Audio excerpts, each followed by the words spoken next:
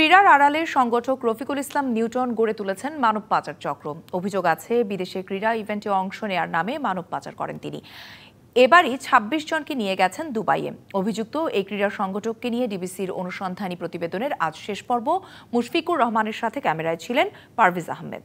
এই বিষয় নিয়ে আরো কথা বলতে আমাদের সাথে যুক্ত হয়েছেন জাতীয় পুরস্কারপ্রাপ্ত ফুটবলার এবং ঢাকা মহানগর আওয়ামী লীগের ক্রীড়া বিষয়ক সম্পাদক আব্দুল গাফফার। আপনাকে স্বাগত। নিশ্চয়ই প্রতিবেদনটি দেখছিলেন এবং ক্রীড়া সংগঠক বা ক্রীড়াঙ্গনকে ঘিরে এই ধরনের অভিযোগ নিশ্চয়ই নতুন কিছু না, কিন্তু এই অভিযোগগুলো তো উঠে, ব্যবস্থা কি কখনো নেওয়া হয় দৃষ্টান্তমূলক? আসলে এই ব্যাপারগুলি অনেকগুলি না, কিছু কিছু জায়গায় এই ধরনের উঠেছে। দৃষ্টান্তমূলক শাস্তি আসলে প্রমাণ এবং তদন্ত কমিটি করে যে কাজটি করা হয় সেটা কিন্তু অনেক সময় ক্ষেপণ হয়েছে।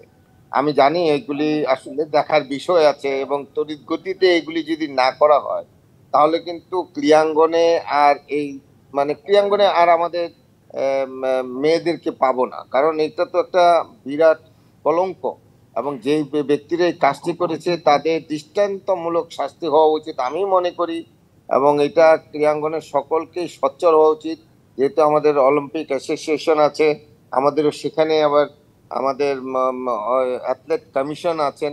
তারা যদি সুন্দরভাবে যদি এটা তদন্ত করতে যায় তাহলে ইট উইল টেক টাইম। আমার কাছে সোজা কথা হলো এখন কেস করতে হবে, প্রমাণাদি হলে সাথে সাথে তার বিচার করতে হবে।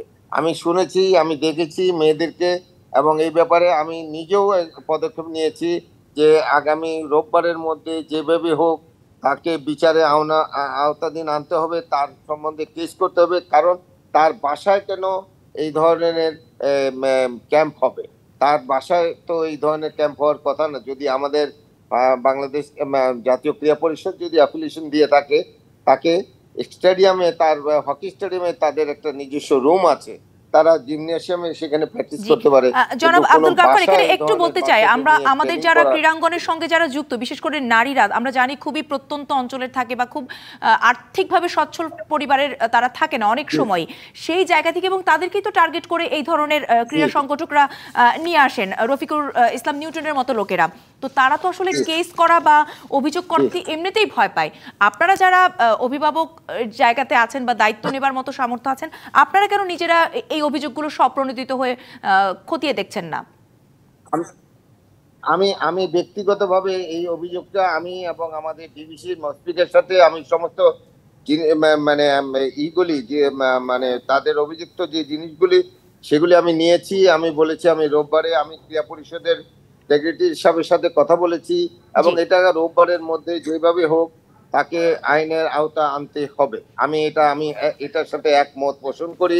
এটা আমাদের দায়িত্ব, কারণ বিভিন্ন অজয়পাড়া গ্রাম থেকে যে নিরীহ মেয়েরা উঠে আছে বাংলাদেশের ক্রীড়াঙ্গনকে সুনামের সহিত ই করার জন্য, সম্মান বয়ে আনার জন্য। আর এই লোক আমি দীর্ঘদিন শুনেছি যে এরা অবৈধভাবে মানব পাচার করে। তো শুধু এই একটা ফেডারেশন না, আরো আমার কাছে আসছে আরো কয়েকটা ফেডারেশনের এই ধরনের বিদেশ। আপনি যেহেতু আসলে আমাদেরকে একটি ডেডলাইনের কথা বললেনই রবিবার, আমরা সেই পর্যন্ত আশা রাখতে চাই। সেই সঙ্গে এই ঘটনার যে দৃষ্টান্তমূলক দৃষ্টান্ত আমরা দেখতে চাই শাস্তির, তাহলে হয়তো অন্যান্যরা অনেক বেশি ভুক্তভোগী যারা আছেন আশ্বস্ত হবে। তাকে আইনের আওতা আনতে। অনেক অনেক ধন্যবাদ আব্দুল গাফফার আমাদের সঙ্গে যুক্ত হওয়ার জন্য। ধন্যবাদ।